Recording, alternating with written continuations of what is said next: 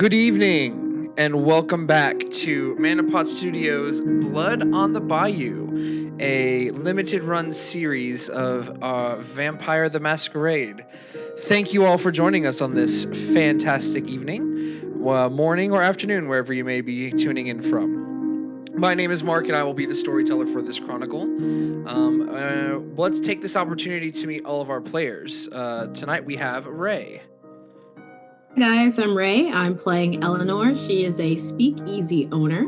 And I also play in the bi-weekly Starfinder game. And I play Aladia. So come check us out on not this weekend, next weekend. This weekend, yeah. This weekend. All right, and next we Howdy, have y'all. Krifu. Yes, go ahead. Name's Jace. I'm Krifu Bernal on Twitch and Twitter and Instagram. I stream on twitch.tv/Krifu Bernal, video games and various RPG-related content. But you can also see me on other streams here at Manapot every Monday night. I'm also in a Starfinder stream known as All That Glitters Explodes. What else? Yeah, I play today I'm playing a gangrel cowboy by the name of Jace Phillips with his trusty steed Cisco. Thank you. And my pronouns and his pronouns are he, him. Thank you, Krifu. And last we have Helen. Hello everyone, my name is Helen and tonight I will be playing a Tremere scholar from Europe that came to Houston to, bring something for the Tremere clan, you never know. This is my only first stream, so please have mercy on me. Well, let's see how the dice roll.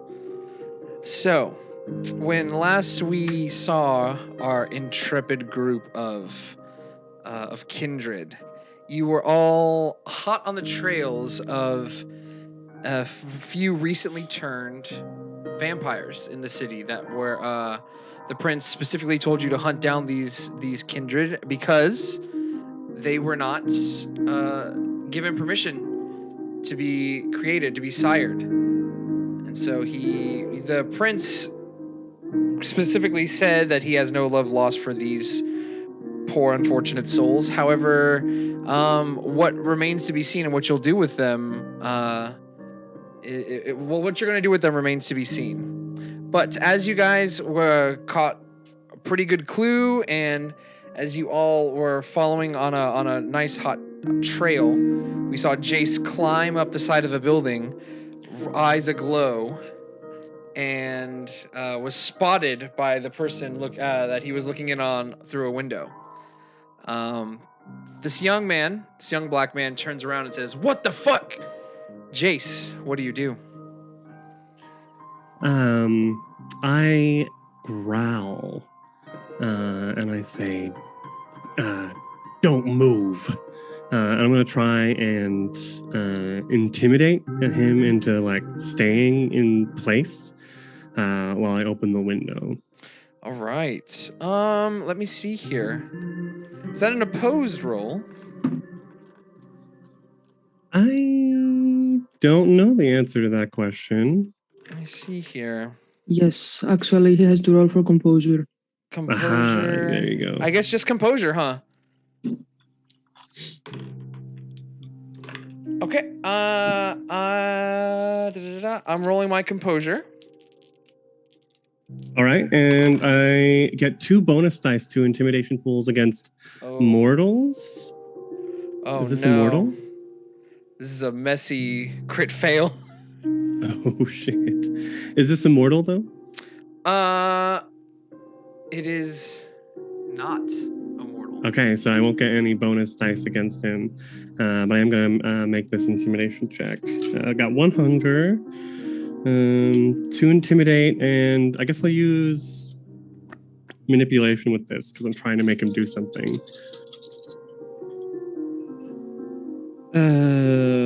That's 1 success. It beats my 0 because I only had one above. I only had 1 success, and then I rolled 2 1s. So. Oh shit.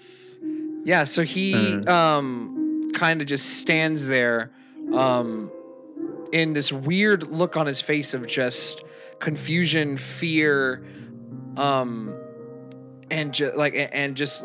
and almost as if the air around him has just become stiff and he can't move at the sound of your voice.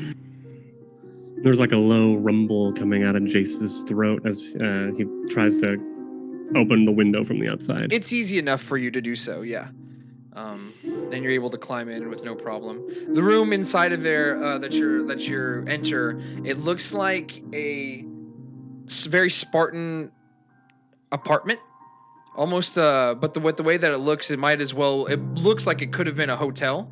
I mean, all you see there is just like a mirror, like a little like vanity like area with a dresser, the vanity mirror on top of that, and then a bed with a cupboard in the corner. So I open the window and climb inside. Jace is wearing some like old, tattered, not necessarily tattered. He was at Elysium early tonight, but some old kind of faded dark denim pants, jeans, if you will, with some dirty boots. A green button-up, very much like this one, and his brown hat, cowboy hat, is probably like pushed back from the climb, and he actually takes it off as he walks in. Ugh, gross. Now, don't worry. We're here to help. I got some friends outside, and well, I don't know how keen they are on letting you live, but let me tell you, if your situation is as I believe it is, well, I'm here to help. Are you okay?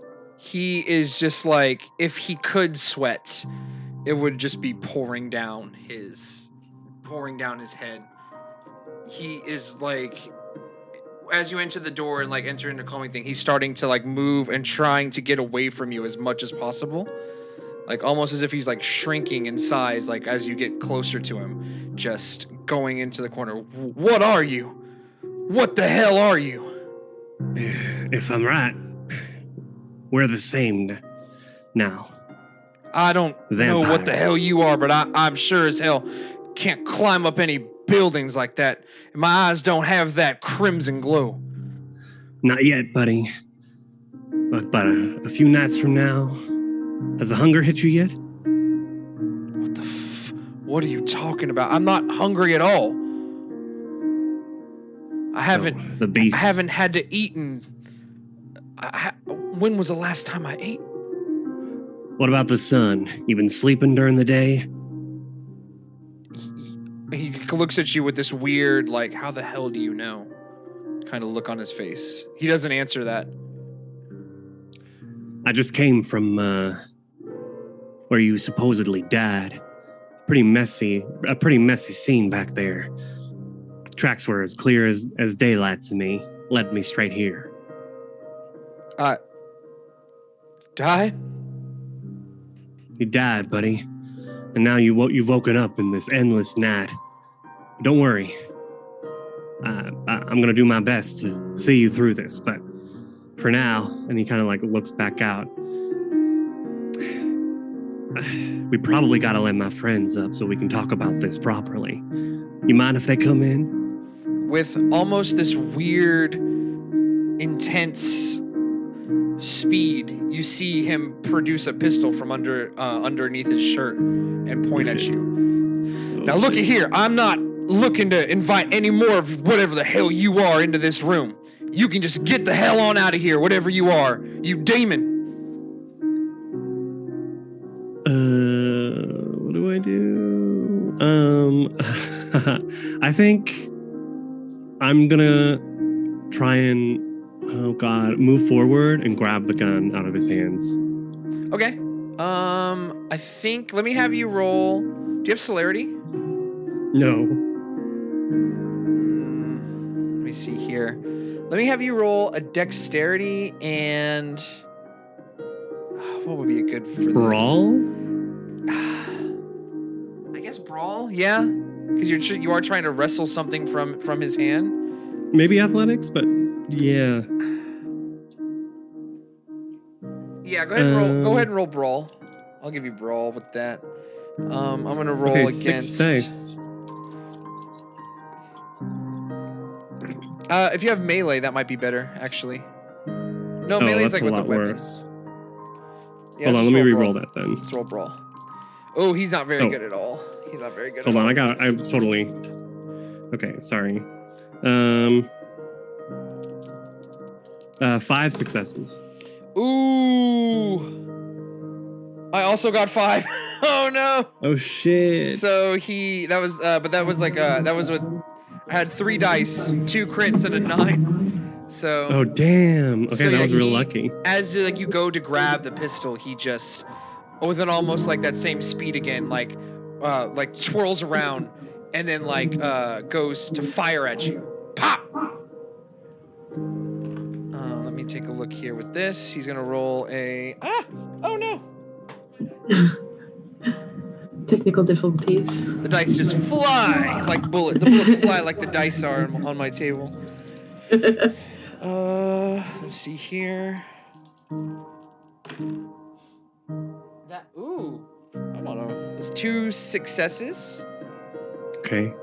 So that's gonna do about 5 superficial damage. As it's just like point blank, like kind of hits you in the shoulder. All right. Damn. What do you do when as you what does it look like as you get hit by this bullet in the shoulder? Well, I'm a little bit stronger than I look. I've got resilience, which allows me to add my fortitude rating to my health track. So, pops back, and where I guess you probably just see this like hole in his chest with and the blood almost like coagulates and starts slowly coming out, very much oozing, as if it's just not as fluid as it should be. You can tell that although that he did hit you, there was very much a messy shot, and it wasn't something that he was particularly aiming for. More like it was a mistake with the little thing with that little tussle that you both had. And as he sees the bullet hit your shoulder and the blood ooze out, he just kind of drops the pistol to the ground, and he begins shaking almost. What? I don't understand. Like I said, my friends, we can help explain it. And I'm gonna go to the window, peer out, and motion come around to the front to Rebecca and Eleanor. I suppose that we heard the gunshot, right? Oh yeah, for sure. Yeah. So you see 2 worried women staring at the window, being like, Mr. Phillips, are you all right up there? Come around front. I'm opening the door. I run. I don't know. I follow. I seriously run to the door. I growl once more at the guy, and I'm like, stay here. And I'll let myself out and go downstairs to open the front door. He is very much just completely he has no idea. It's a whole cocktail of fear, confusion, and just utter ignorance of what's going on. So yeah, he's staying there. He's staying almost motionless as you go to open the door. It's easy enough. You're all able to get in, no problem. And it looks just like any other apartment building. The rooms are pretty small. The rooms are smaller than what you would see in a hotel. You can tell this is almost an efficiency type of apartment building.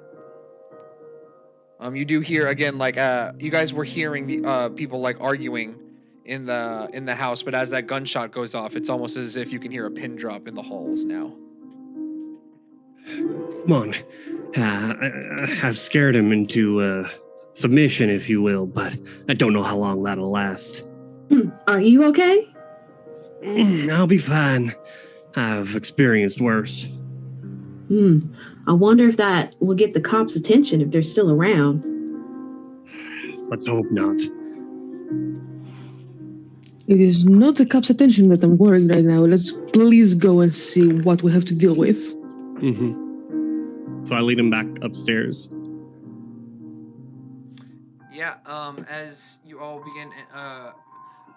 make your way back upstairs, you see the same sight that Jace saw earlier. This young black man with clothes that are just a little bit too tight, as if he was just wearing someone else's like wardrobe, essentially. I nod and I scoop to pick up my hat where it dropped onto the floor after that gunshot. And I said, my name's Jace, by the way. This is Miss Astery and Miss Taylor. I then hold like the ceremonial Tremere knife in my bag without showing it to the person, but having it in my hand in order to attack if I have to. Go ahead. Go ahead. No, go. I was just wondering where in the room did the gun land? The gun is like in front of him, and he's at this point, like as you all enter back into the room, he's kind of like on his knees, just looking with this like weird defeated look on his face, staring at the pistol on the ground in front of him. I want to like slowly kind of walk towards him and then like kneel down in front of him. Hello, my name's Eleanor. What's your name?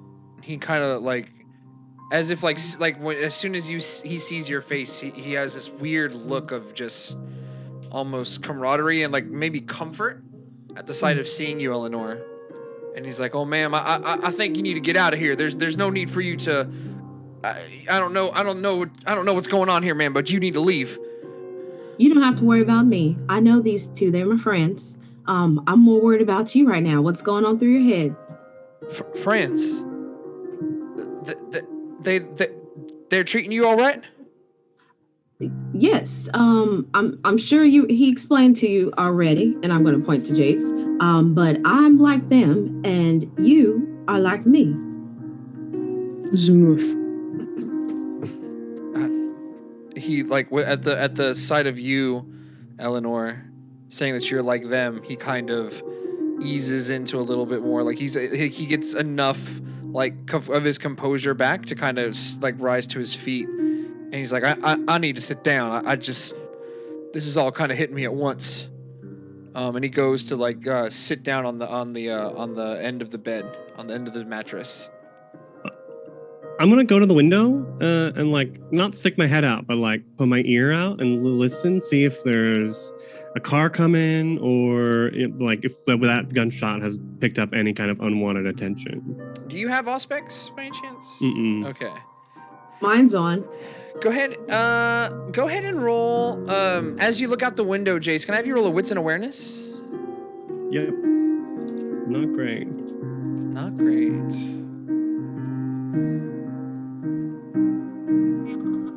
No, I'm going to do a quick blood surge to boost my wits up for this. Oh! That's success, no hunger. Come on! Get hungry. That's only 2 successes. Okay. Someone's probably going to rage before the end of this. As you do a quick glance out there, you don't really see much of anything, but as you're like moving your head back, you do see like that cop that was talking to Rebecca earlier is kind of walking through that alley once more. I'm gonna shut the window and draw the curtain if there is one. Oh, for sure, yeah. So I had leaned down by him by the gun. I'm assuming he did not pick it up whenever he moved to the the bed. gun's like was left on the ground as he stood up and made his way to the bed. It's almost as if he's like, this is of no use to me anymore. Okay, so I'm going to take it. Sorry, I'm trying to decide, do I have a purse? I'm assuming I have a purse since I'm a woman in the 20s. Or maybe you have like a big hat and you just like put it in like 1920 just like in the hat. I'm just assuming I have some type of satchel or something, like a little small purse, and I'm going to like slowly take the gun and put it in my purse, not like just grab it, just ease it into my bag and close it. No problem. I'm just so confused. I've never heard of or seen of anything like this. I rolled into town here, and I was only to be in Texas. I was only to be in Houston for a couple days, and then roll out. What the hell have I gotten into? Wait, did he say his name? He has not said his name yet. Oh, okay. So you said you're not from Houston. Whereabouts are you from? I'm from Louisiana, ma'am. Oh, my people are in Louisiana. If you don't mind, what's your last name at least? Oh, man. Washington. Oh, well, that doesn't narrow it down now, does it? Oh, you know, ma'am. You know how it is, ma'am. Well, my last name is Taylor. Possibly my people around near parts, but I'm also from Louisiana. How long you been here in Houston? Too long to count at this point. He has this look on his face, is almost as if, like, as he's talking to you, it looks as though he's getting a little bit more of his humanity back, and then, like, he just looks like, as soon as, like, you're done talking, and, like, he looks up into your eyes and sees, like, your skin and everything, he just kind of shirks back into his fear and confusion. Look at me, I'm talking to something that's dead. I'm dead. What the? I don't know. I don't know what's happening. We got a couple questions for you, Mr. Washington, kind of grunting through the pain a little bit. If you wouldn't mind answering, and then well, after that we'll figure out what to do. What? It's not like I can refuse. A couple nights ago, three nights ago, something happened in the alleyway a few blocks from here. You remember? You remember the events of that night? He, like, starts looking. I was with a couple of my colleagues. We were running some. He kind of kind of eyes back and forth, supplies through Houston, and we was attacked by what did he look like? I want to say some kind of Mexican man or something, but we drew our, like, he came up looking all sorts of crazy. We just thought that he was super weird, coming up to all three of us like it was no problem. But as he got closer, it was as if the same thing that happened earlier. He just, we were all frozen solid. The next thing I know, I'm waking up an hour later and being dragged into this room by some man. I have no idea who he is. Into this here room. Into this here room, yes, sir. The man you're staying here with. Who is he to you? You know him? I have no idea. Once I woke up and I was wandering the streets, a right bloody mess. He pulled me into the house and dressed me in whatever clothing he had available. Of course, it's not really my size, but then everything kind of just went crazy, and it was as if I was like a log, just fell over and slept. Didn't wake again until the next night.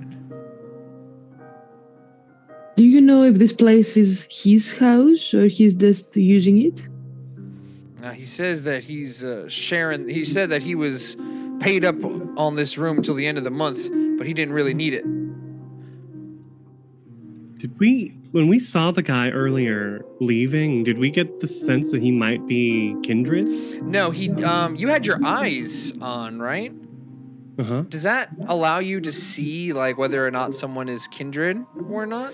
It just lets me see in the dark. Okay. So only aspects can reveal the identity. Mm-hmm. And I think you had aspects on earlier in the last session, if I'm not mistaken. You need dot to roll for it. Okay. Yeah, so but it's nothing, you guys didn't get the sense at all that he was kindred. Like, he didn't look it. Okay. Well, only if he looked like dead, extremely dead, and not breathing, blinking, and all, and walked right through us, like in the light of the street. Yeah. But even like from afar, like he was like breathing pretty hard. Like I think you were able to hear through the window about him talking to this young man before he huffed off. He could be using a rouse check anyway, so we don't. Yeah. No conclusions without aspects. Mm-hmm. Well, shit.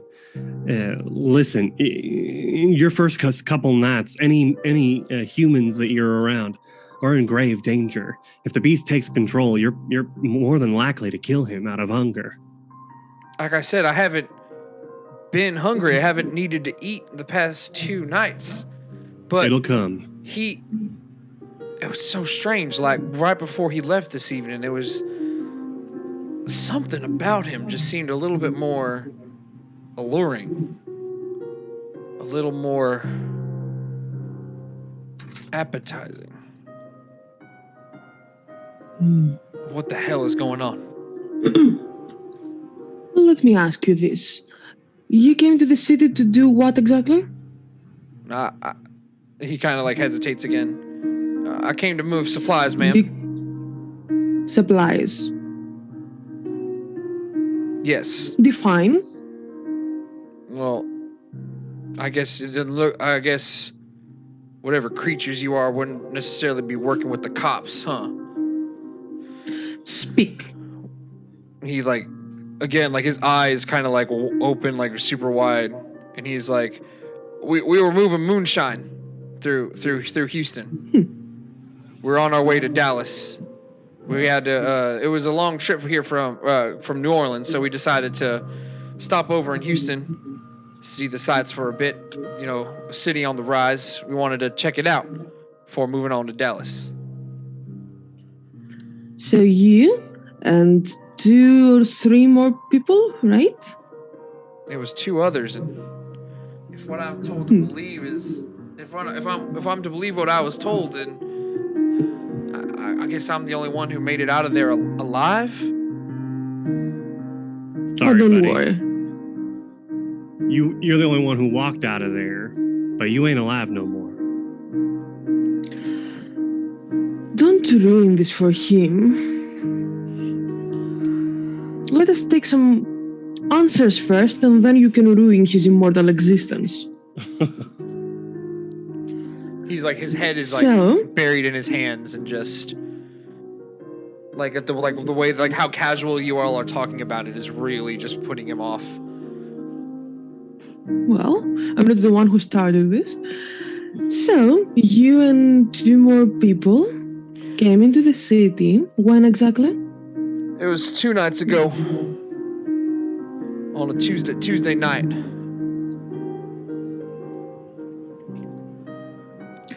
And you went where exactly?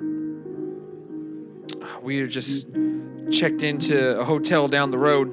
We were checking out what was supposed to be a speakeasy around this area. We were going to see if we can unload a little bit of this product in one of the local speakeasies. What was the name of the speakeasy? I don't know. It was a warehouse district? Something about a flower. I can't remember. Rose, maybe? Yeah, the Rose. The Rose. Heard that it was run by some young colored girl. I figured I could get a little bit of business out of her, Intriguing. Yeah, good call. So, you went into the Midnight Rose? No, we never made it to the Midnight Rose. How intriguing that humans come into my speakeasy, are attacked, and one turned. I don't understand why someone would just turn one. Why not kill them all? I just thought it was weird that, like you said, he looks over at you, Jace. You said that I walked away. I would have assumed it was the white man I was traveling with.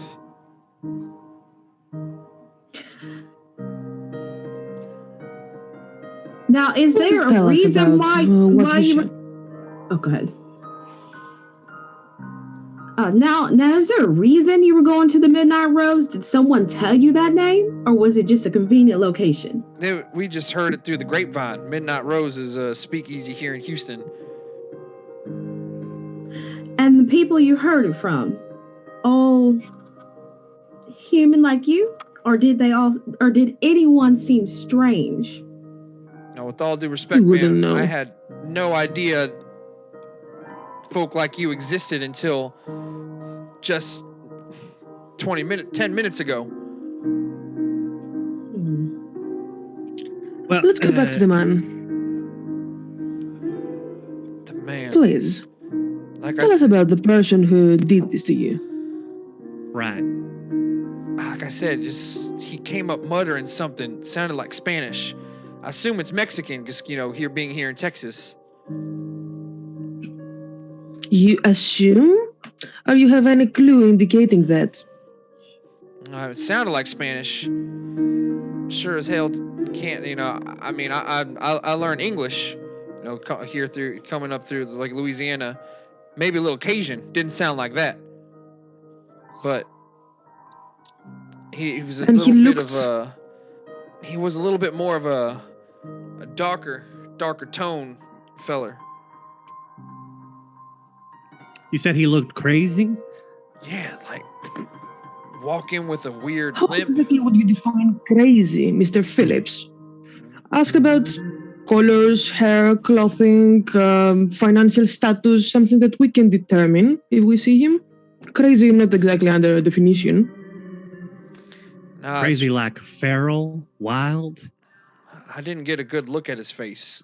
Wearing this weird hood. Almost like a robe, walking with a weird limp. Oh, weird. Now, can I roll for something? I guess I'm trying to see, would I be familiar with any vampires who have a limp in this city? When you're rolling about other kindred, I guess that would be like intelligence and what? Like not occult.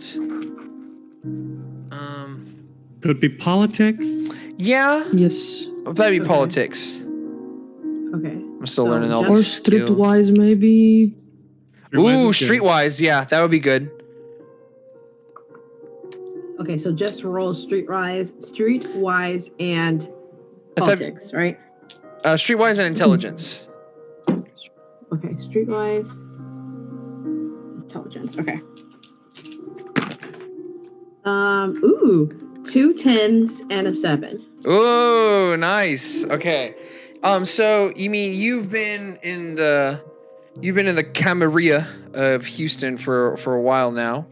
You know that there's only just over 24, vampires in the Camarilla, and there within that small number of kindred in the city, there are 4 Nosferatu.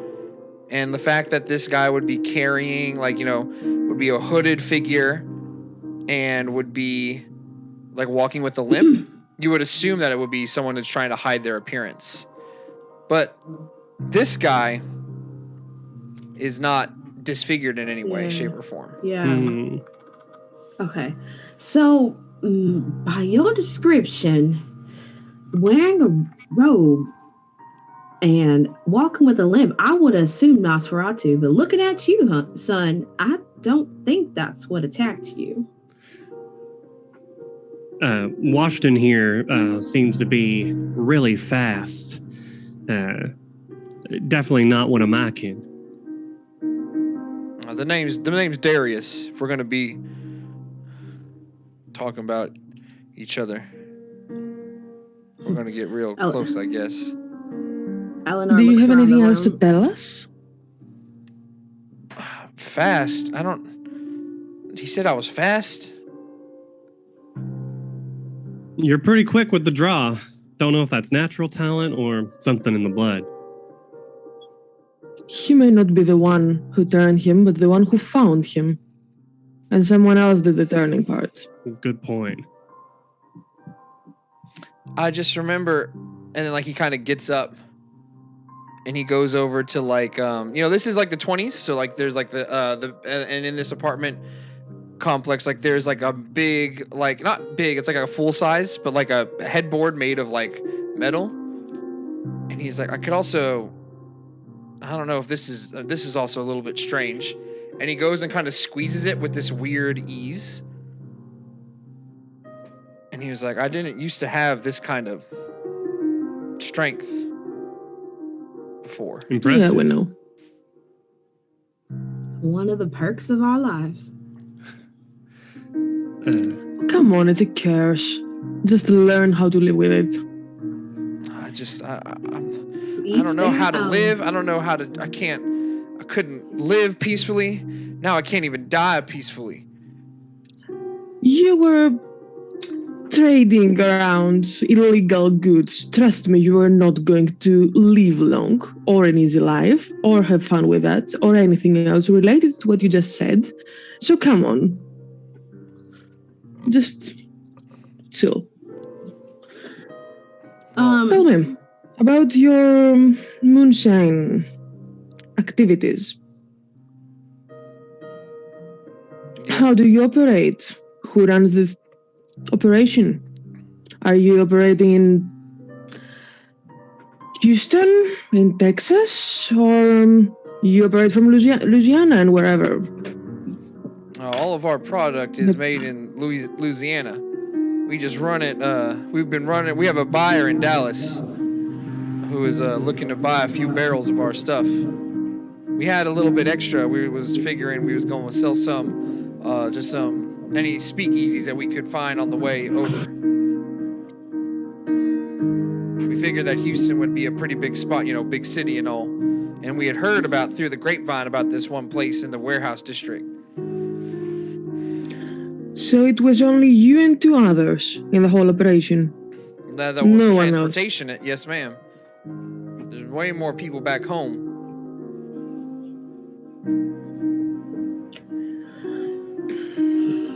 Were you sent by those people directly here? Pardon me? Were you sent by those people to come directly here in the specific speakeasy? I just know that, we were supposed to make our way towards Dallas, and the people back in Louisiana, they said, if you're go through Houston, check out this place. They didn't mark it on any map. We had no idea where it was. We just assumed, like I said, all we know is about warehouses. So someone sent you technically directly to Midnight Rose from the variety of the places we have in the city you were given this one. Miss Taylor? Anything to ask on the topic? Well, I'm just wondering if he was sent to my establishment for a reason, and two, if someone is targeting my place of business.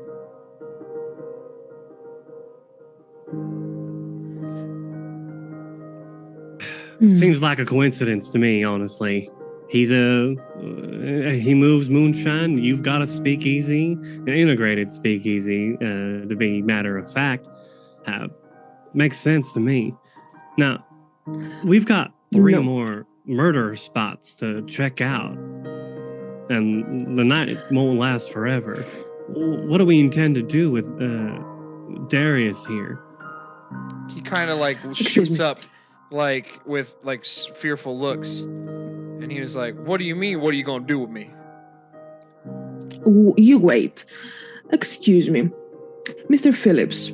You think that from all of the speakeasies in the city, they somehow focused on the one that we tend to go to? There are no coincidences happening. Correct me if I'm wrong, Miss Taylor, but I don't know of all the places here in Houston, but how many speakeasies are available to colored folk like yourself? There's a few, but we're the only one that's integrated. It seems like an easy mark to me, if I was moving moonshine, that is. That's true. No one said I anything can't be about sure. color here. Anyone would buy illegal alcohol these days, the same way they would buy drugs. I mean, opium is a whole industry back there. I see where you're coming from, Miss Astery, but this is Texas. People care where their moonshine comes from. You damn right. Darius kind of pops up. There's the whole reason we was told to go through to the Midnight Rose was because we were told kinfolk would be there that would be able to we'd be able to do business with. Like I said, I was already traveling with 2 white folk. It was already suspect to have somebody like myself along for the ride. That does make sense. But it's a good start. If one of these other murder spots points us back, then we can say for sure that the Midnight Rose is being targeted. That's true. Do we look, Fine. Darius? Sorry, Darius, but you can't stay here. Your friend or whoever he is, he's in trouble. The longer you stay with him. What am I supposed to do? May I stop you here? Excuse me. Miss Taylor, do we know where to find Mr. David? The prince. So, sorry, Meta. I'm trying to remember if we actually got contact information. You don't have like a phone number, but like you have, like you guys know, like you and I think you for sure would know where he's located. I mean, it is marked on the map, and with the little green dot where the prince is located. But you don't have like a phone number yet. Okay. Yeah, we can find him and we can reconnect, but I don't know if we really want to go back to him yet if we don't have answers. What are you talking about, Prince? We do have a breach of our traditions, so I don't care about answers. What? But if we don't get answers, how are we going to find out about the other spots? We're going to continue our investigation, and he's going to remain alive under the prince's attention. Ooh, I know I'm going to regret. Do you prefer to lock him up in your speakeasy and wait for him to try to escape?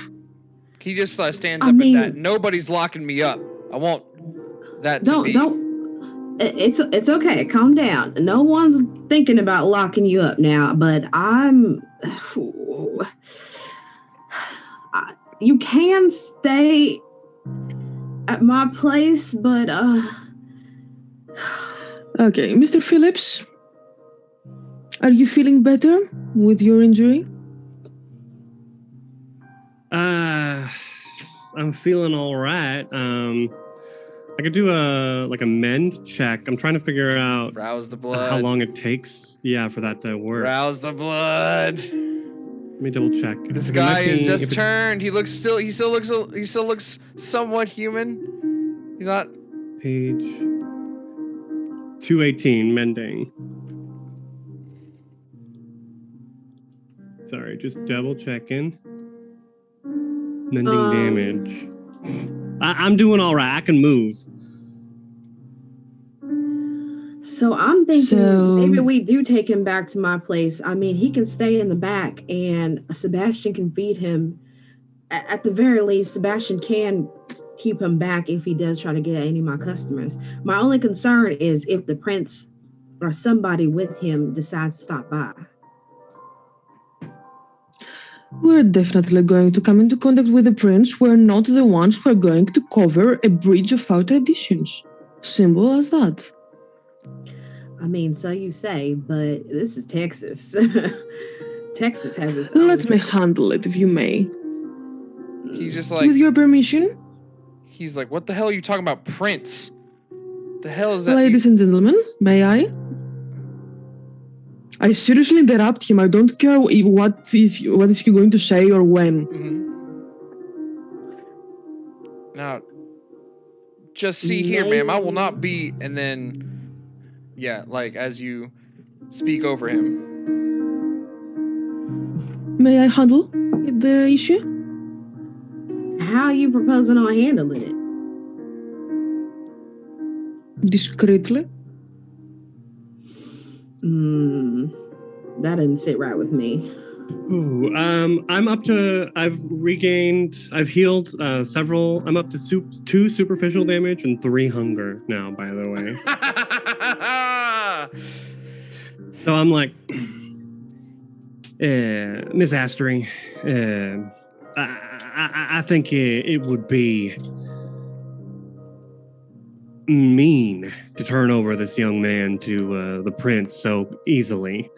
I get that you've got your traditions, and I know that the Camarilla holds strong to theirs, but I'm more keen on letting this boy escape. Run away. Are you seriously suggesting we become criminals for the sake of this fledgling? I don't see it as breaking the law, but I guess you hold stronger to the traditions than I do. You are currently staying in a Camarilla territory. Are you seriously suggesting that the first thing you want to do in your night here is break the traditions that help keeping this place safe and our population relatively healthy all of those years? Let me tell you something. You can try and convince the prince to grant him mercy. You can become his mentor or start teaching him, take him under your wing. I don't care. Protect him any way you like, but someone here is going to lose his domain. I'm seriously not just going to see myself breaking any of the traditions. Simple as that. I don't care if I have to lose anything or win anything. And this guy here is going to be hunted. And the same is going to happen to you. So, do you prefer to go to the prince and state your business and try to win his mercy? Or claim a boon or something? I hate this shit. This is why I prefer to stay out on the range. Okay, now, if you want to protect him, choose. You either run with him in the wilderness and hope you're not getting caught. And I'm not going to stop you, but I'm not going to help you. Or we go to the prince and you do whatever boons you like with him.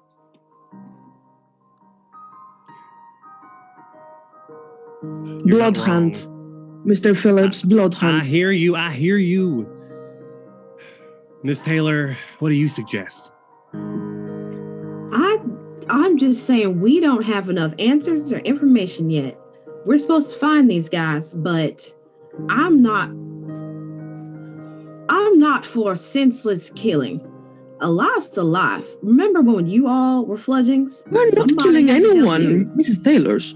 We're not killing anyone. If we take him to the prince, that's what's going to happen. Well, Mr. Phillips could always offer himself to be his mentor and save him from that. Or, another idea, since we're definitely doing something for the prince, you can always ask for a favor in return and ask him to spare the guy. That ain't a bad He's idea. dead if we let him run, he's dead anyway. He's going to undergo a blood hunt. Have you ever seen a blood hunt? I've seen one in Europe. I have. I've participated in them myself. Look, we can't just drop him off on the prince's doorstep. So take him back to the Midnight Rose, and then when we will report to the prince, we let him know that we've picked up this guy. Compromise? Mr. Whatever, are you willing to come willingly? Or whatever. The name's Darius, ma'am, and I reckon I don't really have much choice in the matter. You're saying somebody wants to kill me? I've never even heard of a prince. Come along, Washington. We'll explain it on the car ride back. you hear a loud And knock please, at the door. Everything all right in there? This is the police. Everything all right in there? We heard a gunshot coming from these parts. We're just checking in on everybody, making sure that we're all safe. oh, thank you, Mr. Officer. Everything is absolutely under control. Thank you for the concern. I think I recognize that voice. Nah. I'm going to motion to Darius. Come now. You know, us and the police, not a good mix. And I'm going to kind of usher him towards the closet. He goes to usher you into so you go into the closet and he starts knocking. Ma'am, like I said, we were investigating gunshots coming through here. If you'd be so kind as to open up the door, just let us know that everyone in there is okay. Absolutely, officer. Absolutely, I'm coming. Hide. Where is the gun? The gun is still. My bag. Oh, it's Okay. Ellie Mae has it. Is there another room? Is it just a one-room apartment? It's like a one-room efficiencies. It's pretty small. Like I said, Spartan. All that's in there is like a vanity, a dresser, a cupboard, and all right. So they're in the closet. I'm gonna go under the bed. Okay. And I'm not going to bother with a roused chick to look like a human, because I will kindly open the door. Is he the one that I know? Yeah, and like in the brief second that you open the door, you see like this look of concern kind of turn into a smile when he sees your face. So I just look into his eyes and whisper, forget. Oh, Again, dominate.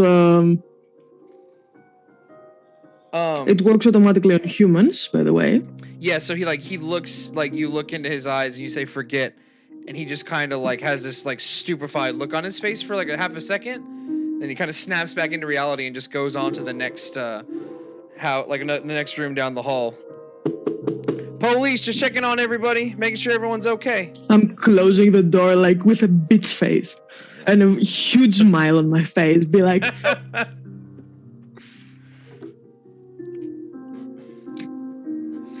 mortals. So sorry for the inconvenience.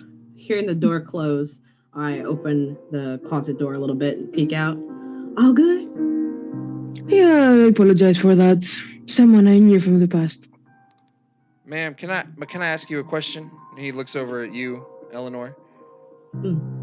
All these things that you can do and all these things that I can do, why don't we don't have to take this shit no more. Wait until you see what I can do. Mr. Whatever, you have a big mouth. The name is Washington. Learn some respect. Yeah, I know. Darius, you know how it is for us skin folk in this country. It's the same when it comes to kindred. There's always going to be someone above us. We have oppressors even in the afterlife. And sometimes we have to play game just to survive a little longer. Darling, they respect you for who you are and not for your color in our society, as they respect me for being a woman of academia. A woman. For all I know, though, this man, this cop, this police is no vampire. Why the hell do I have to take shit for him? Vampire. It's kindred. There's also the matter of we live for quite a long time. So if you can hold on to your humanity for as long as possible, you do it. Well, what she's trying to say is that if you learn some respect and be careful, you can earn yourself a place among our society, a society to which, well, you're not judged by your color or your gender. And you have the opportunity to climb. I'd have to object to that. I mean, it may be that way in Europe, but this is America, honey. Then come with me to Europe, darling. You don't deserve them. Anyway, this is not the issue here, and we can arrange for vacation later on. But, are you willing to come with us, Mr. Washington? He just has this willingly weird look of just disgust on his face. That the fact that like you can tell that there's like gears turning in his brain, like he almost wished that he was the one to answer the door when that cop came and knocking. All right, I guess I'll come along. As long as you promise me, he looks at you, Eleanor. As long as you promise me that everything's going to be safe, that I'm going to be okay. I wish I could make that promise. I'll do the best I can, but I can't make that promise. He looks very, very uneasy. But he kind of looks, he has this like weird look of disdain as he eyes Rebecca, and then like almost like a look of indifference whenever he like gazes upon Jace. And he's like, well, ma'am, you seem to be the one. He turns back to you, Eleanor. He's like, it seems to be that you're. If I'm listening to anybody here, I'm definitely going to listen to kinfolk over anyone else. So, lead on.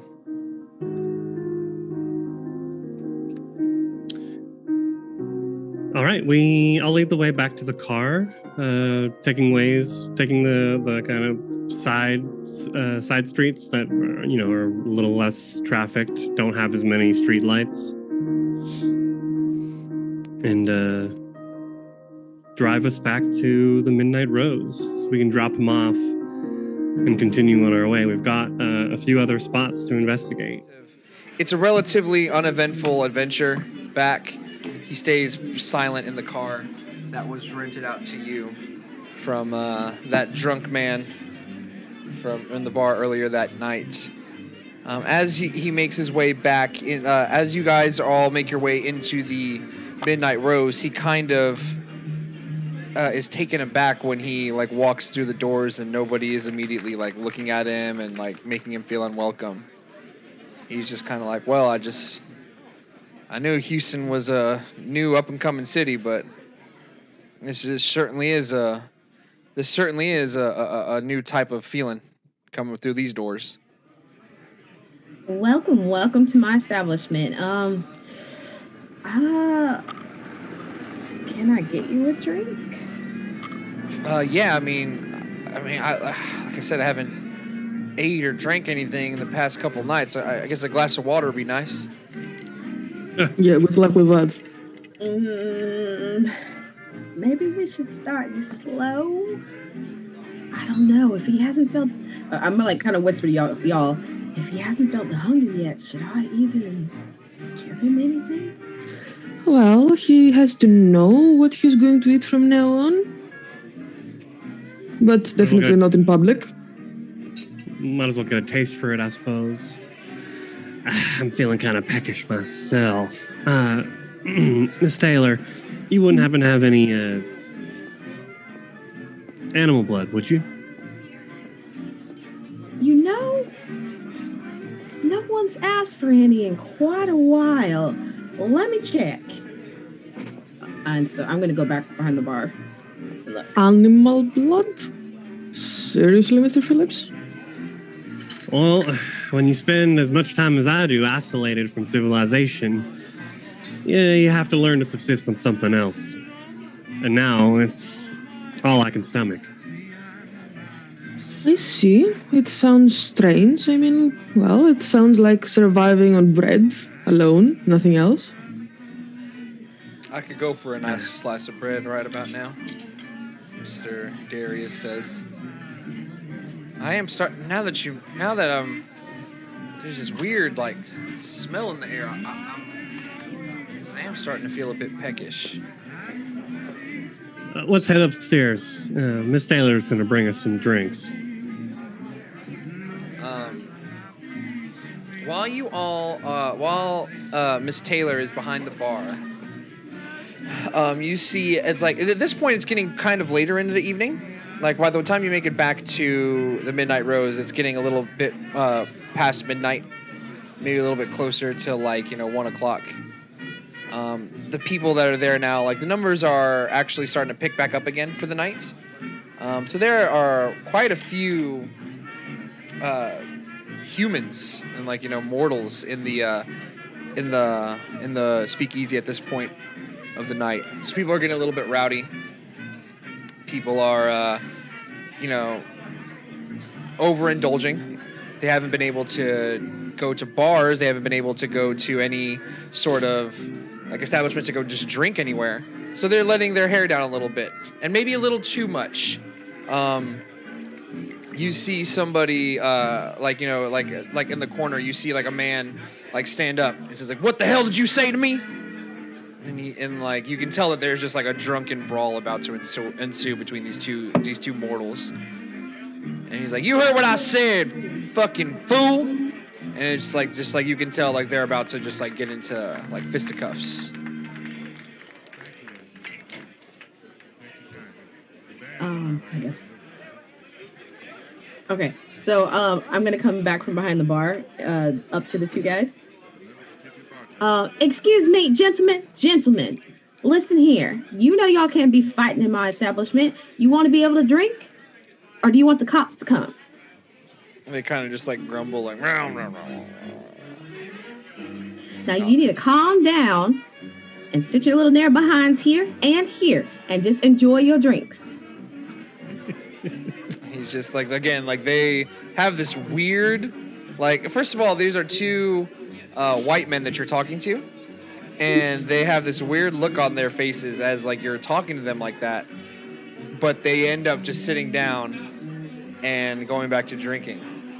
And like as you look back or turn around, like Darius has this look of like, what the fuck did I just see? If you would have told me like the craziest thing I've seen tonight was probably that. Glowing eyes, just this man just taking a shot to the shoulder and, just making it seem like a paper cut. Of all the crazy things I've seen tonight, man, that was probably one of the craziest. That was a little bit more than a paper cut, friend. Man, you got to understand my situation, sir. I don't know what the hell's going on right now. I'm definitely out of my element. I'm new in town, let alone new to this, whatever the fuck this life is, moving forward. Let's go upstairs to continue that conversation, please. It is risky to be out here. Yeah, sure. Yeah, that's actually a good segue, Miss Astery, to the most important thing. And as we head upstairs, maybe I'll let the expert here, and he looks at you, Rebecca, explain just what exactly the Masquerade is. Well,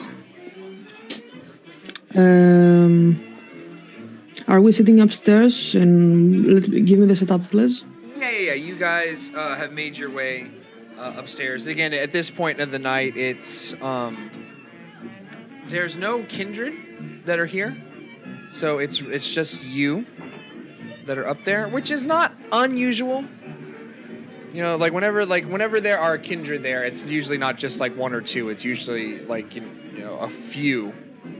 So if it's like usually the second floor is reserved for, like, more often than not, you'll know that kindred are coming through the Midnight Rose.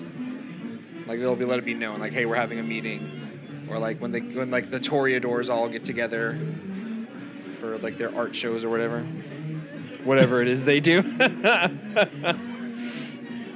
But yeah, so like as you make your way up to the second floor, it's just an empty row of booths. And again, like that more just almost like what is it, like pop-up bar in the corner with the limited stock. So yeah, what Masquerade? Like, I mean, I'm from New Orleans, so I'm no stranger to the festivals. Am I gonna need to buy one of them little frilly masks or something? Please just listen and don't embarrass yourself. So, I cannot say exactly who are you or what are you from now on, since we don't know yet, but let me tell you that we're going to find out. But in our society, there are some rules, Mr. Washington, the rules that we should follow. It works the same with humans, if you like. You know that selling moonshine is illegal, and you know the consequences if you do that. The same comes to our society. We know the rules and we know there are consequences if we decide, and I look at the other two people, and we know what happens if we decide to break the rules. So, we call them the traditions. They are handed to us from generations and generations, and we proudly keep them up to this day. What you need to know is 6 traditions. The rules, if you like. First, the masquerade. You pretend you are alive, you pretend you are a human, and you never expose yourself or your newly earned strength to humans or anyone else. Understood? Something tells me I don't. Trust me, I don't plan on going around letting people know that I'm walking around as a corpse. Kindred, we call it. Oh, yeah. Kindred. Is that why you have those fancy red eyes that I saw earlier? Am I gonna get those too? Maybe. Not everyone gets them, but maybe. Anyway, please let me continue. The second tradition is has to do with the domain. Currently, you're in a domain. Means that Mrs. Taylor sets the rules, and you follow those rules. You never go against her. You don't cause any problems, and you need the permission to eat or drink anything while you're here. You have to keep in mind that some people will have a domain, and some places in the city will be the domain of someone. So please be discreet. Of course, the domain, the city, if you may, belongs to the prince. So ultimately, this is the guy that you have to follow. His rules, if you like. Prince David. He's the one we gotta talk to if we're gonna figure out what's gonna happen with you. David. Is that a Mexican name? Spanish. All right. Well. Okay. What else I gotta know? Problem number 3. Oh, I meant the tradition number 3. The rule of progeny.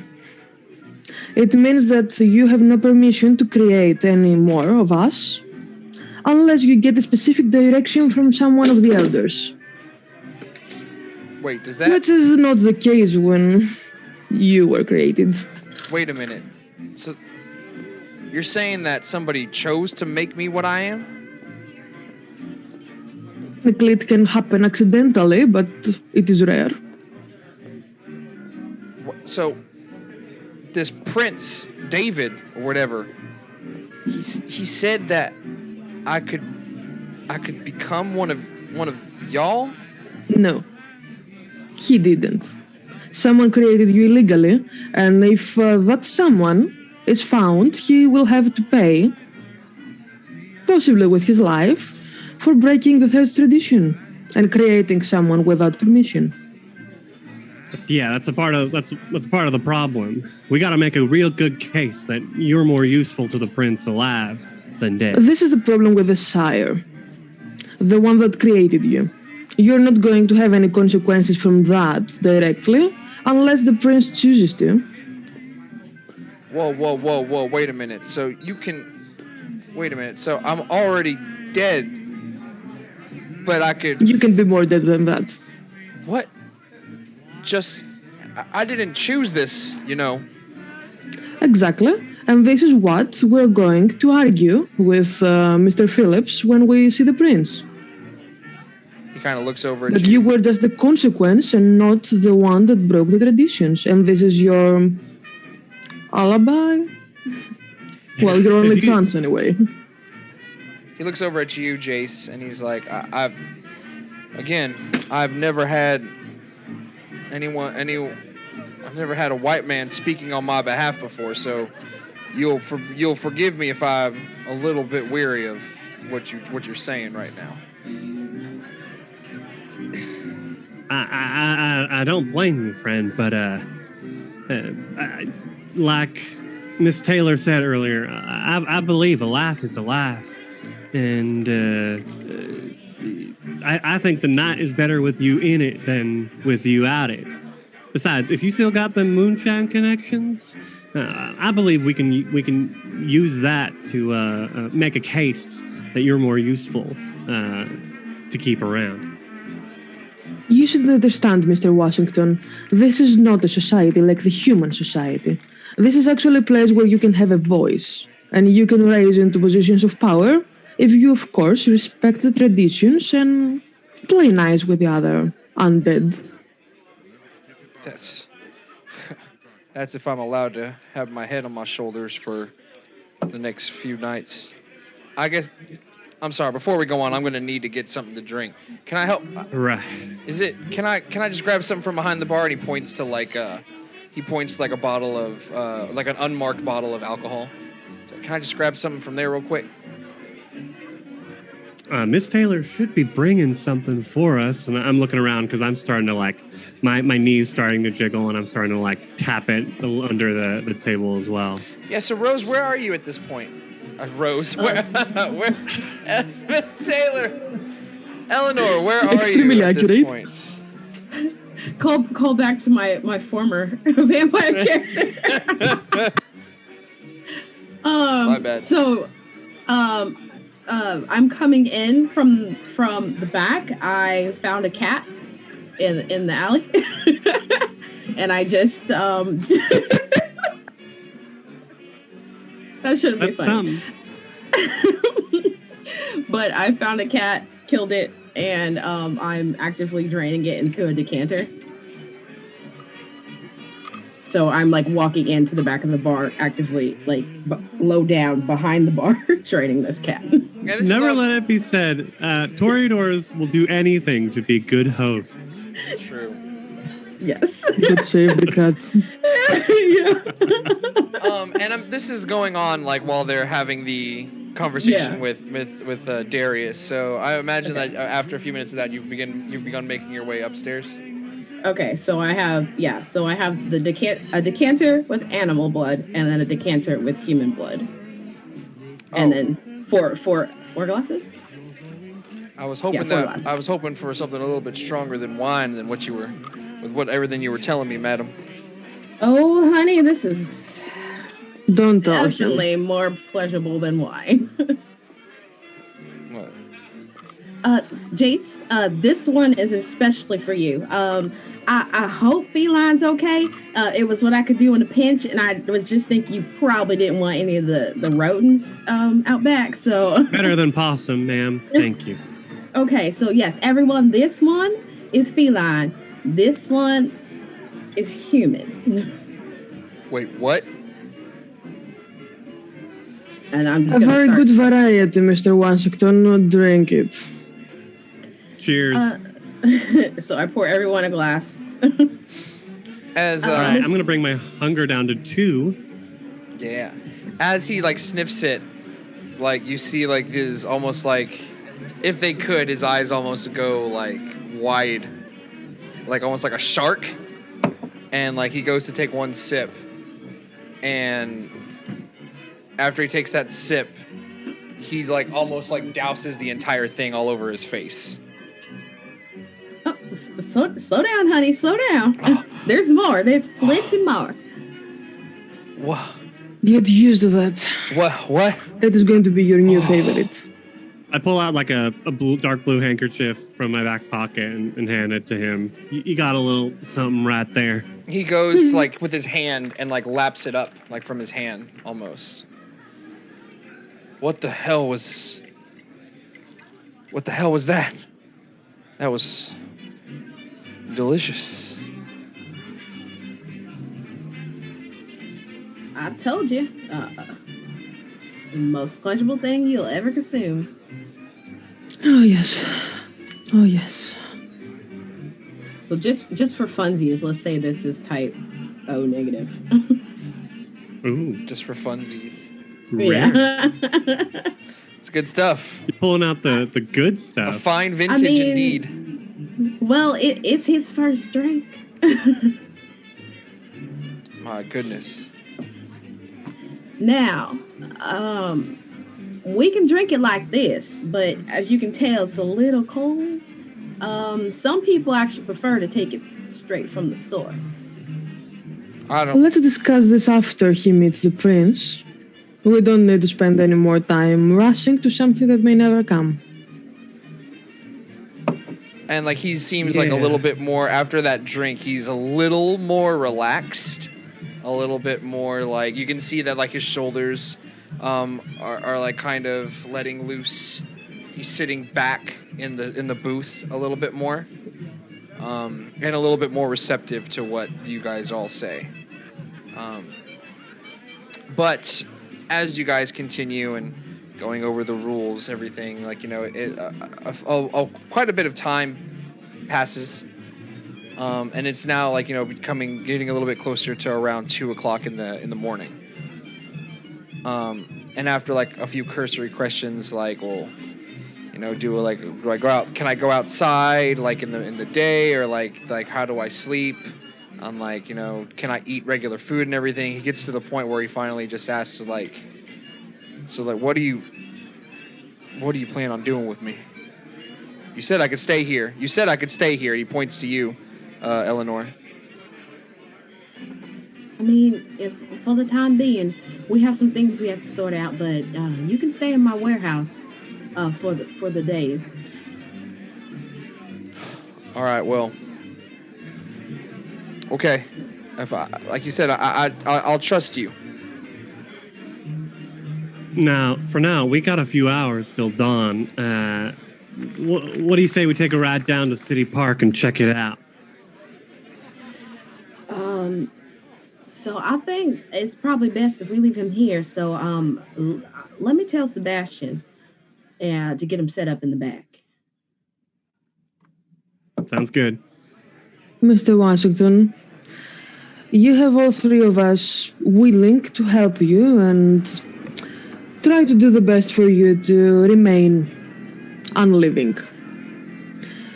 Please do not create any mess here, because then we will not be able to help you. I'll do my best. I was hiding out in that apartment for a day without any issue. I'll try to do this. I'll try to be as discreet, if not more so, here in the warehouse. And he kind of like looks over at Rose. He's like, I hate to impose, but can I get? God damn it, Eleanor. He looks over to Eleanor and says, ma'am, I hate to impose, but do you mind if I keep a little bit of whatever's in that decanter? Sure. All yours. Hell, you can have the rest of mine. Are you seriously going to feed him that? Hey, the guy hasn't eaten in a few days. Well, we tend to become picky and choose a specific way to eat. So, I don't know if he's going to be able to consume that. Whatever. He can try, I mean. I'm good for now. I mean, he's new. Maybe something later in the night. I don't want to keep you from what you have to do. All right, I'm going to stand up. Put my hat back on. Oh my god! That was perfect. I'll get the car started, ladies. Well, wait, Cisco's out there. You gonna say hi to Cisco? Yeah, of course I am. All right. That's why I'm leaving early. So Gotcha. I can stop by. All right. I love that we're just going to continue to borrow this car. Love it. Yeah. So he's like, well, ma'am, I'll just I'll make my way towards the warehouse then, and he kind of looks at all three of you. And he's like, I'm sorry for any trouble I have caused and may cause you in the immediate future. And he looks at you, Jace, like, especially you, sir, like you said. You might owe me a new shirt, but we're good. Well, he's still wearing that tight clothes, and he's like, trust me, if I can find somewhere to get clothes, like, you'll be you'll be second in line. I'll just kind of like tip my hat to him and make my way downstairs and outside. Stopping to pet my horse before heading to the car. Cisco is he's a little happy. He's happy to see you. Maybe a little confused as you walk away again. Like, why aren't you taking me, bro? Like, what's going on? I know. I wish I could talk to him and be like, "Have you seen anybody? Seen anything?" But I haven't learned that skill yet. Not yet. The rest of you, are you following Jace? I'm going to lead Darius to Sebastian. We don't have to roleplay it, but just you can say that. He's kind of like, well, this is you're a big feller. As like he looks as he like approaches Sebastian. Sebastian kind of also responds, and he's like, well, hello to you too. God, they have the same accent. Oh, it's gonna get confusing. Just southern accent. Sebastian like kind of takes him in and kind of nods at you. He kind of knows what's going on. Eleanor. I had to think about the name for a second. Eleanor. Let's just say this is probably the first fledgling they've ever taken in, but they've taken in vampires before. Okay. Kindreds before. Kindred. Okay. Outside. Are you guys, and you guys said you were going to head towards City Park? Yeah. All right. Let me,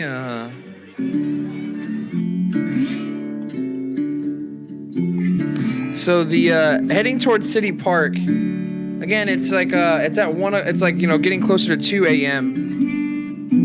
at this point. So like the streets of the streets of Houston are almost completely like dead. The lights, like the light posts in the city are almost like dim to non-existent, and like what little light there is in the park is barely enough to illuminate more than just a few feet in front of your faces. But the ride over there is a relatively short ride. Rose, can I have you roll another intelligence and streetwise check? Eleanor will. So I'm When we're not sure that she's not Rose. I cannot. The Rose of the party. Oh, it's Eleanor. fine. Eleanor. Eleanor. It could be a class nickname. Okay, sorry. Intelligence and. Streetwise. I'm sorry. I'm mad about that. It's okay. Whoa. Okay. Only one above 6 this time. Okay. Much like you have heard that the City Park is the, or much like you had heard Rebecca talking about domains earlier in this evening, you've been around Houston long enough with one success to know that City Park is like almost like Brujah territory. Oh shit. And there's again like a very small number of vampires here, so there's maybe about like just 3 of them, but it is definitely like you would expect to run into, if you see anybody out at night, it's probably going to be Brujah in the park. Well, goodness me. It's not often I go over here, but this is Brujah territory, and I'm not looking forward to it. Brujah, you said? Yes. There's probably only maybe 2 or 3, but like I said, this is their territory.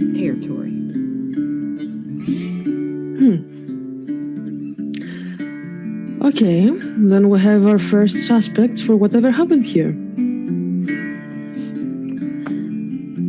Are y'all slightly curious as to why a human would help that fledgling bring him to his own apartment? Or hotel room, whatever that was. I doubt he was human. Do you think? He said that he smelled appetizing. Maybe he had just eaten and was covered in blood. Maybe. Well, I can't say we do maybe have someone. Please go on. I can't say. I wouldn't know. But maybe he, helped him out of the kindness of his heart. Maybe. No. He let someone stay in the apartment for the day. He let a corpse sleep in the apartment. If he saw him, he would be sure that he is dead or a walking dead or something strange. There are no chances he didn't knew. Someone just never revealed the fact that he knew, which makes him, guess what?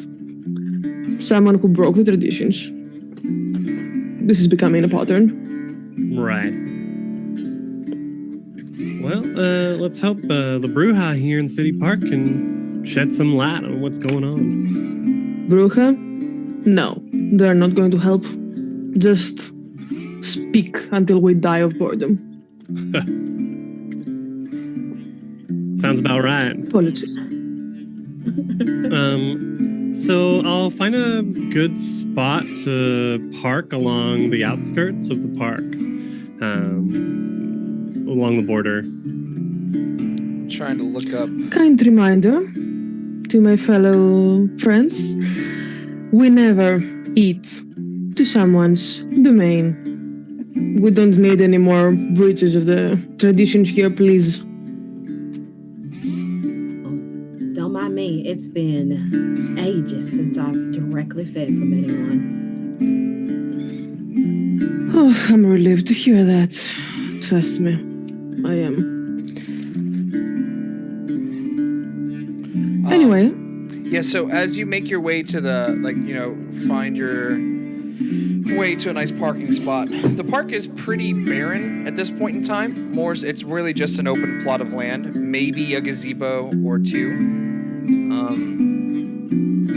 And this, like how I said earlier, the streets of Houston are pretty much empty. You might see like one or two people walking underneath one of the passing street lights or lamps. Maybe people who have just been out late or just taking a late night walk. But as you enter into the park proper, what are you all doing specifically? First of all, look around if I may have a wits plus awareness or intelligence or something. Absolutely. So we'll have Rebecca kind of looking around. Eleanor, is there anything in particular you wanted to do upon arrival? I think my Auspex is still on, so what am I picking up?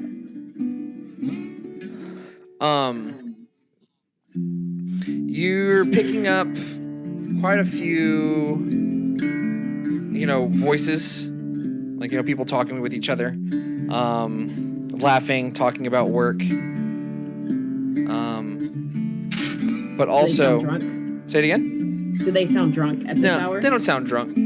There's the closest speakeasy to this area would be yours, so the people over here probably aren't too drunk. They don't want to run the risk of being caught by the cops. But they're just talking about work, talking about maybe a couple of lovers taking a midnight stroll or a late night stroll. Nothing out of the ordinary just yet. Jace, what is it that you're doing? Just looking around until I've spotted something that is particularly appropriate. There's nothing for me to track, so kind of letting people with more awareness than me take the lead here. Perfect. So Rebecca, what did you get on your wits and awareness? I got 5 successes. Ooh, there you go. Very good. Yeah, something is wrong with the dices. I need to see a boat, so my heart needs a boat right now. As you make your way into the heart of the park, so to speak, you see what appears to be one of those gazebos I'd mentioned earlier, and one of the only, maybe 2 in the whole park. There's definitely the one that everyone knows, a much bigger one, and then there's this one. And in this gazebo are two men, kind of just like standing around talking.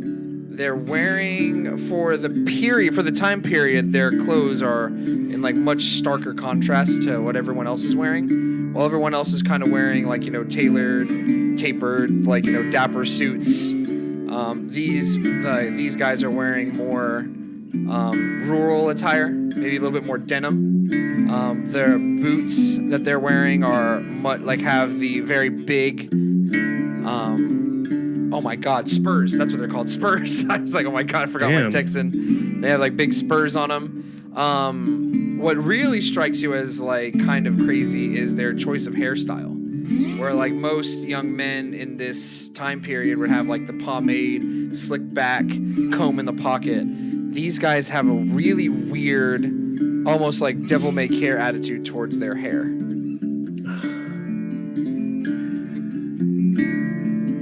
And as you kind of let your gaze linger on them for like maybe just a couple seconds, one of them kind of makes eye contact with you. And like a second later, the one he's talking to also kind of looks in your direction.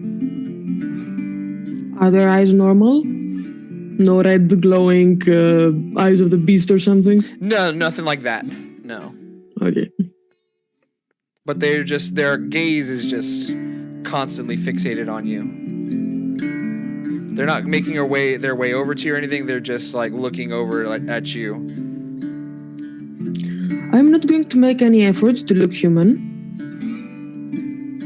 I'm simply going to continue and just keeping the composure and the posture of my body. Just mention to the other two, we do have two guys looking at us. And I make it look casual if I'm talking about the weather. I'm not returning the eye contact and I'm not staring at them. Picking up on your casual cue. Oh, I think I see them as well. Could do those you be, know any of them? Right. They wouldn't go to my bar, would they?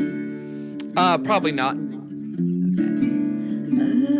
These two aren't familiar to me. We can always try and ask what happened here the other day and see if they are like us. Sounds good to me. They look pretty different than I would expect. These could be our Brujah brethren. Well, it looks more like your style, so feel free to start the conversation. All right, so I'll head over and tip my hat. Howdy. Good evening, fellas. Howdy yourself, man. Where are you from?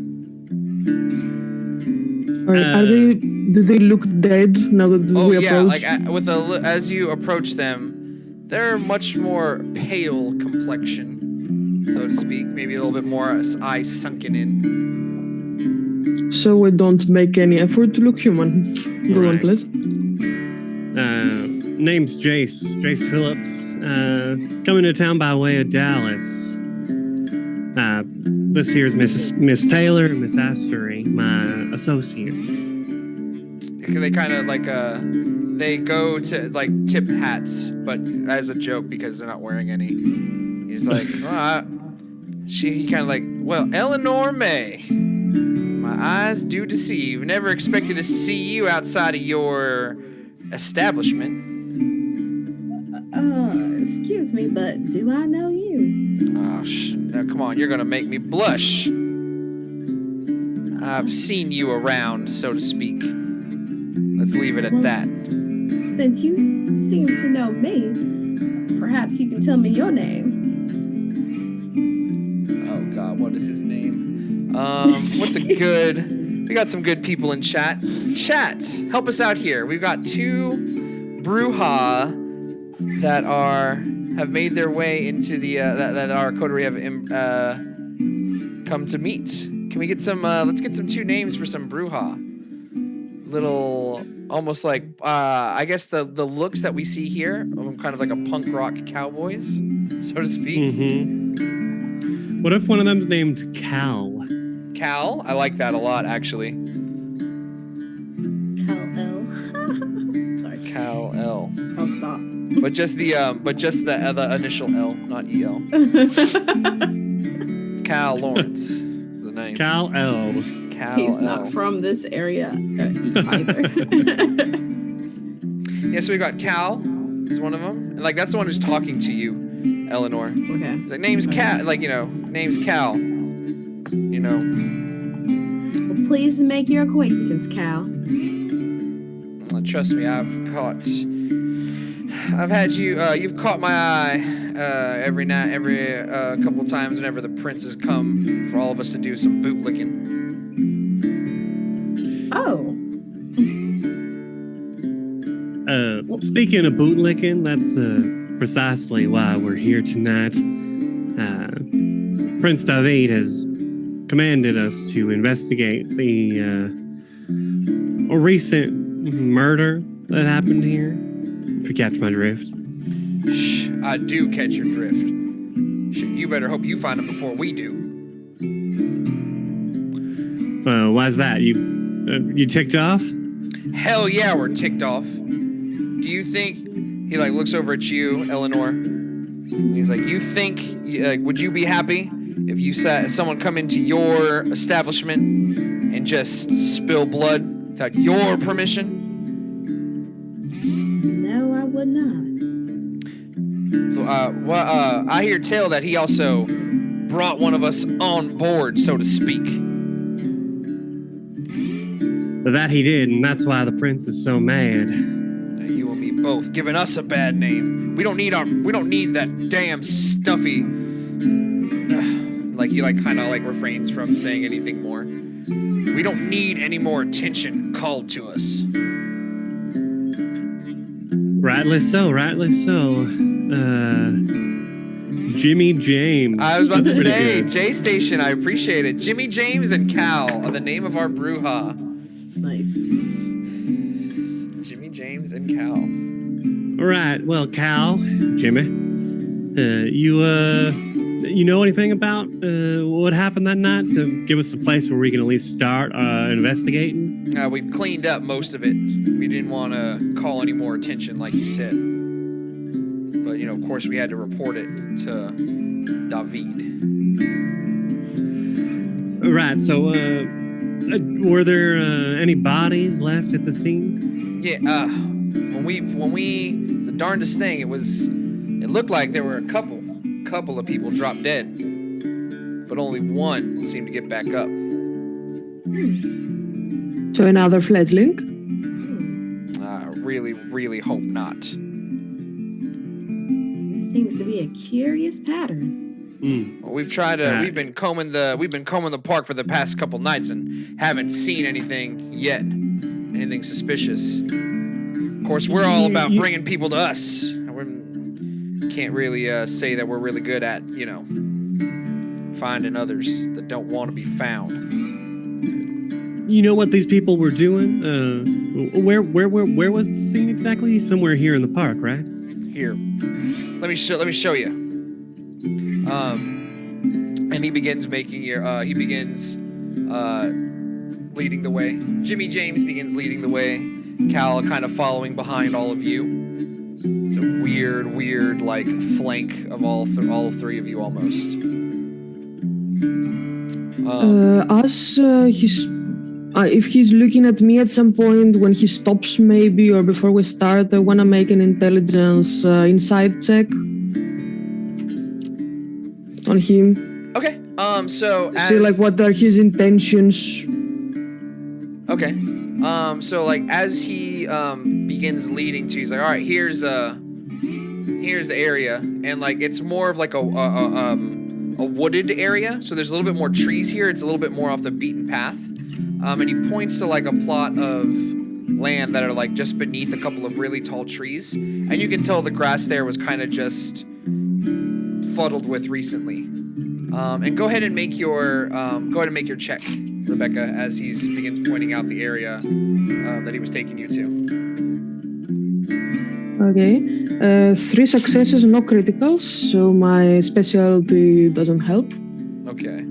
He seems like he doesn't like, especially the fact that you mentioned that you're here on orders of the prince. They reported everything to the prince. He seems a little bit more. He doesn't seem like he's hiding anything from you. And you can tell, like, more so than anything, he was like the more passion he had in his voice was when he was telling you about people screwing up on his or on their land. Okay, then I relax a bit. Seems like a strange place to meet. You got any idea what these folks were doing here? Now, most people come out these ways in the park over here are looking to get a little, getting away from a little bit of tension. Maybe get a little bit more, a little less R&R, a little bit more TNA, if you catch my drift. It took me a minute, but you're saying people come out here to have sex? Oh. Yeah, I mean, you know, it's a thrill, right? In public. I can't remember what it's like myself, but... Come on, dear. Oh, all right. And there were more than just 2 people out here then? Oh, trust me, like the shit we've seen in nights. All right. So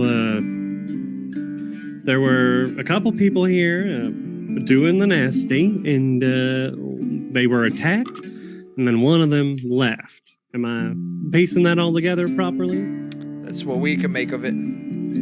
Clearly 2 people were doing the deed out here. 1 person got back up. Okay, I'm gonna activate Eyes of the Beast so I can see more clearly in here, and Jace's eyes from underneath his cowboy hat begin to glow a dark red. And I want to investigate the ground, see if I can, track anything that left this place. Okay. Are you sure about that? I'm not too keen on what I might see, but it's got to be done. Go ahead and make a wits and investigation. Investigation? Sorry. Survival? Could I do survival? Sorry. Because I ain't no investigator. I'm a cowboy, sir. I'm a cowboy, baby. Wits and survival. Can I count this? You know what? I'm going to go ahead and rouse the blood. Yeah. Boost my wits. Rouse that blood. That's a success. God. You need to fail on more of those. I'm still rolling with 2 hunger, though.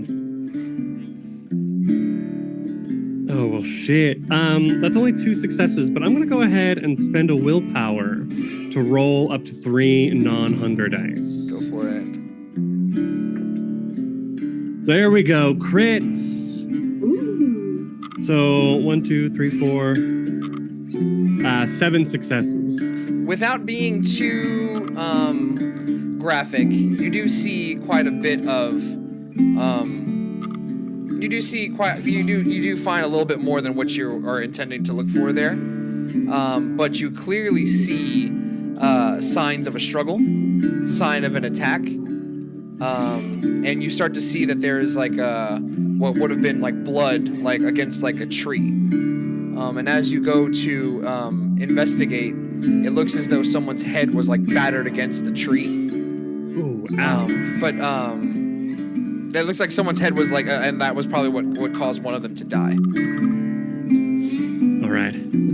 Definitely seeing a struggle here, but and then I'll kind of circle around the greater area and see if I notice any of that same blood walking away. Yes. A little bit further.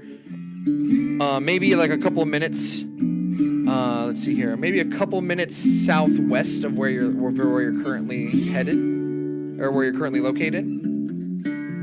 You see that there is a little bit more of that same kind of blood heading off. Okay, and so I'll come back. All right, ladies, I think I've picked up a trail. Oh. shit, we should have called you over here, partner. Those gangrel eyes I see in you? Yep. There's a reason the prince pulled me in off of the range. Yeah, we don't really have too many gangrels coming through here in Houston. It is sure is a welcome change in diversity, so to speak. I don't blame them. Seems to be a heck of a lot of cars on these streets. Well, based on what happened yesterday, Mr. Phillips, well, we will definitely see some gangrel out here. Probably. All right, gentlemen, I think so, we'll be taking our gentlemen, leave. yeah. Now here, like I said before, I know you have to report to the prince, but we have a stake in this too. And if you find that son of a bitch who came on our land and started treating it like it was their own, don't be a stranger. You hear? Gentlemen, since you helped with the investigation, be sure that we're going to give the best. And we're going to inform the prince of your help and assistance and kindness and willingness to participate. Yeah, like one of them kind of like rolls his eyes and is like, sure, we really need more favor with the prince. God save the queen, right? Right, and I'll smile at them knowingly. I want to make an intelligence insight here. Okay, go for it.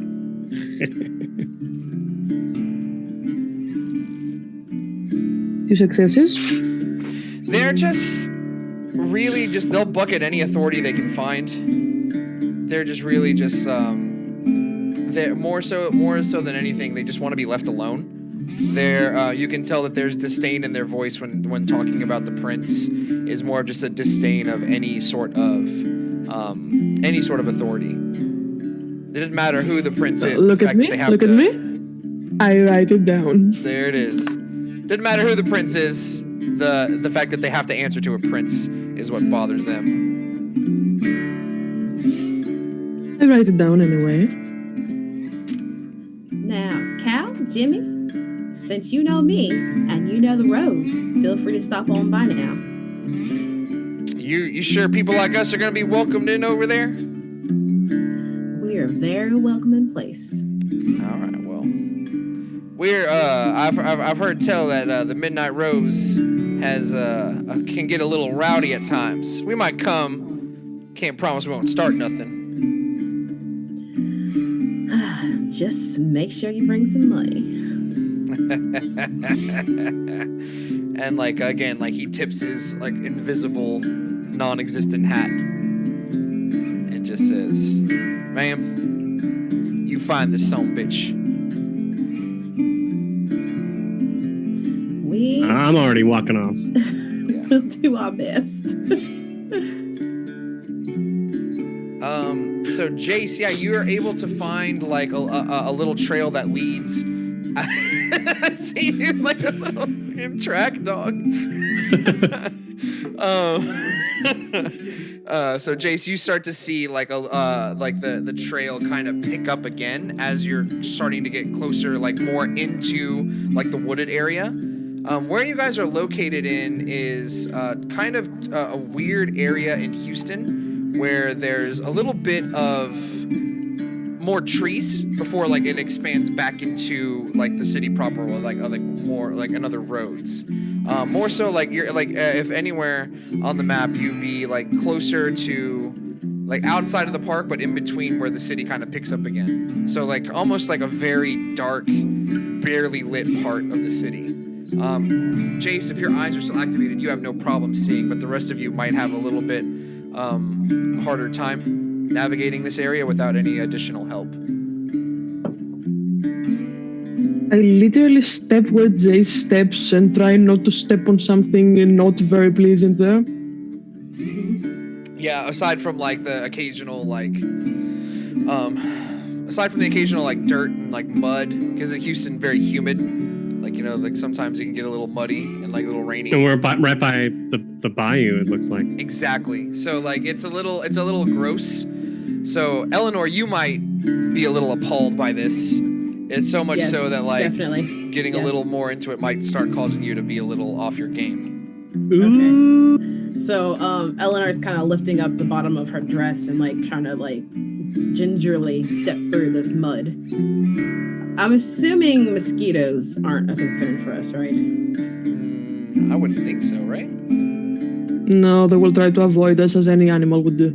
Yeah, I think they would they might fly, you might see a mosquito and then they would just be like, nah, fuck that, and just like fly away. Oh no, They're but I not can able hear to them. smell. They're not able to smell us, so technically they're not interested in coming to us. Mm-hmm. No temperature, no smell, no sense. They will avoid us. They're confused. They're Most like, likely. I ain't fucking with that.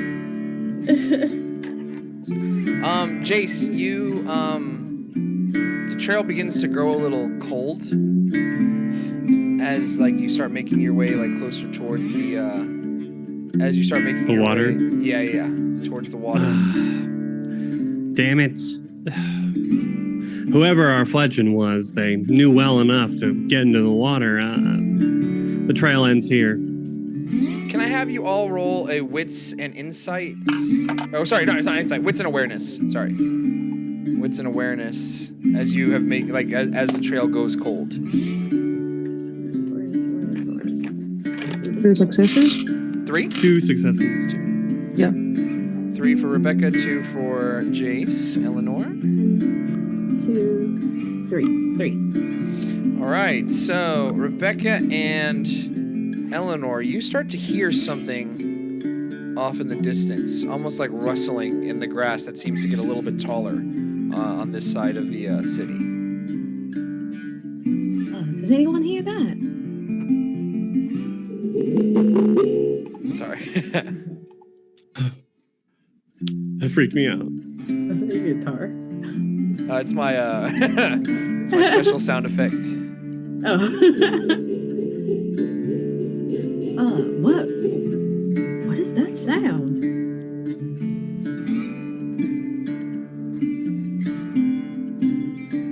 I'm looking. So like with you being pointed in the right direction, Jace, towards where the sound's coming from, you are starting to see, especially like with you being able to see really well at night, you are starting to see movement in the grass, maybe about 5 minutes walk from where you are. And not just like, rustling, it's almost like a violent like shaking, almost. Okay, I'm going to do a rouse check. And try and do feral weapons. Oh, That's a success. No more yes. hunger. Come on. And so I kind of like hunch over, and my fingernails turn into these razor sharp claws. And I kind of like I start. Hold up. Stay here. I'm gonna like slowly move forward to try and get the jump on it. Okay, can I have you roll? Seeing his nails, I take out my ceremonial tremor knife and literally hold it in my hand, ready to do anything it takes to survive. I love it. Eleanor, is there anything in particular you'd like to do as the other people seem ready to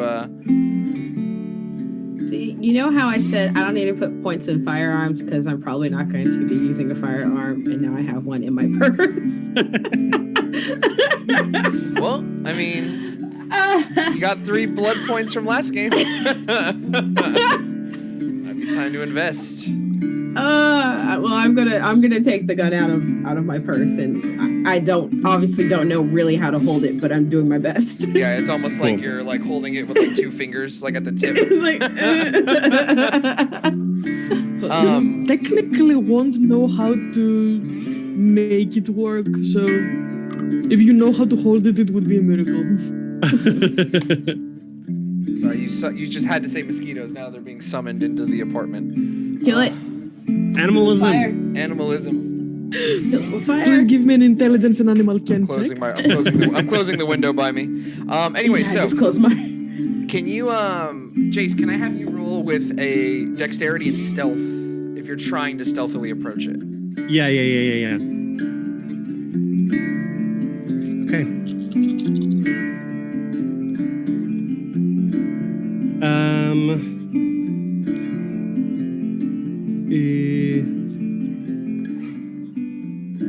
That is 5 successes.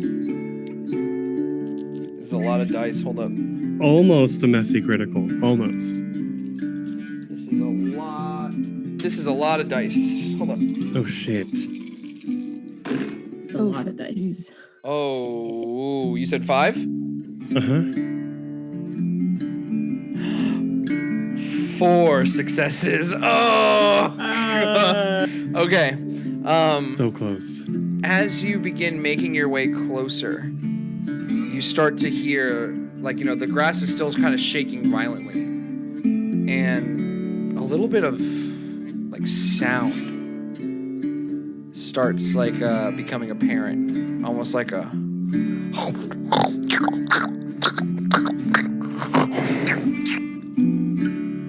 Like a snorting? like, not a snorting, but like someone just Chomping. Down. chomping away at flesh. Oh god. Do I see anything? You start to see blood on the grass as you begin approaching this thing. It does not see you coming. Okay, I'm gonna leap, You're gonna leap? and I'm gonna try and grapple it. All right. Would that be Do you strength? hear that as well? Say it again. Do we hear this as well? Oh, you can. Yeah, you can definitely see like. Well, I guess you couldn't see. You definitely see movements. You can't really tell that it's Jace because it is kind of dark. Like it's much more darker out here. But you do see something kind of jump into the air and like in a pouncing motion. Jace, can I have you roll with I guess what, strength and brawl? Would that be? Hell yeah. Yeah. And I'm guessing dodging. Well, they wouldn't know how to dodge. They'd be at a disadvantage here. Right. I'm adding +2 to brawl because of feral weapons. Okay. That's like 8 dice. Ooh, okay. 5 successes. This is a lot of dice. Okay, hold on. You said how many? 5? Uh-huh. Not a messy crit. Again, another 4 successes. So, as you leap into the air, and I'm assuming like almost in like, can you describe what it looks like as you? Yeah. So I can see this maybe a person chomping on something, or this creature It being. is definitely a person at this point.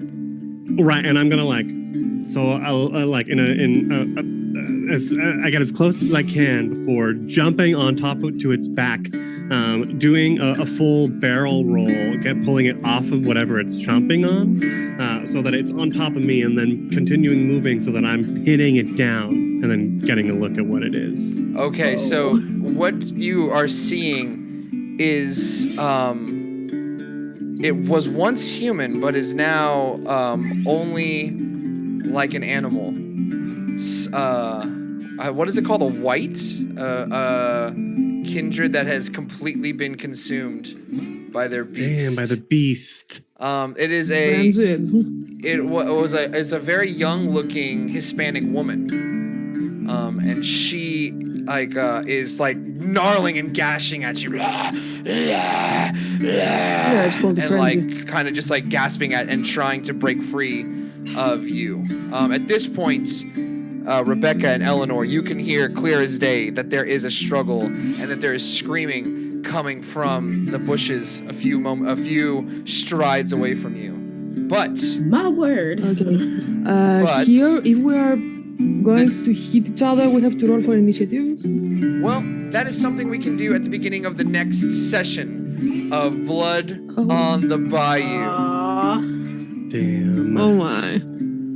This is where we're going to call it for this evening. So all of you... Why do we always stop with Mr. Phillips getting himself I at the know! table? Jace is always the one that leaves us on these climactic cliffhangers. Thank God for Jace Phillips. I'm trying to be a gentleman, but it's just putting me in tough spots. Well, you gotta leave him wanting more.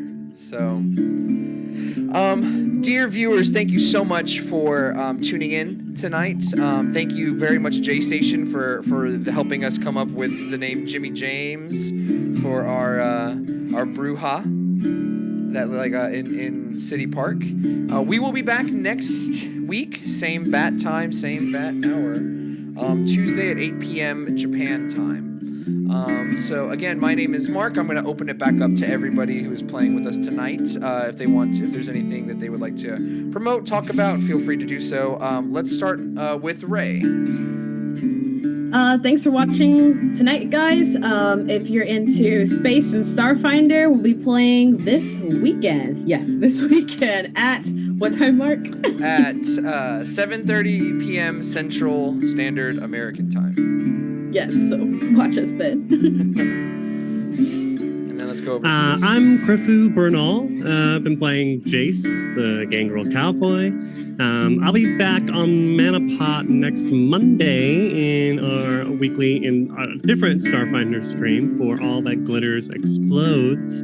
But you can also see me on my personal Twitch channel as I start the other second half of Resident Evil 2 tomorrow night at twitch.tv/Krifu Bernal. And last but certainly not least, we have Helen. Well, thank you very much, people, for staying tuned. I'm Helen Ruby, and I've been playing Rebecca Asteri, the traditionalist, Tremere, not very diplomatic bitch. And I would really like to thank people from Greece and my Elysium from coming to see us. We've seen Athens by night, Corfu by night, and some people from Ioannina by now. So people, thank you very much for joining us. And this is it from me. I will see you next Tuesday. As will the rest of us. Make sure to stay tuned for the raid. We'll be finding someone to some more tabletop content to send everyone to. But until next week, fellow kindred, we will see you next time.